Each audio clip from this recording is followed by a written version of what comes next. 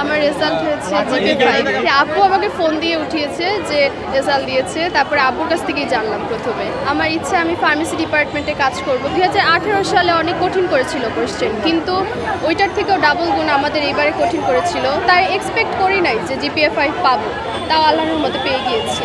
Math তারপরে biology কোশ্চেনটা, সায়েন্সের সাবজেক্টগুলো একটু বেশি পেঁচানো হয়েছে কোশ্চেনগুলো আম্মুর। আমি যদি 40% ট্রাই করি, আম্মু এখানে 60% আমার জন্য চিয়ার আপ করেছিল। না, বাবা তো বাসায় থাকে না। বাবা অনেক চেষ্টা করেছে, বাবা বাসায় সকাল থেকে বের হয়ে যায়, তারপরে রাত্রে বাসায় আসে।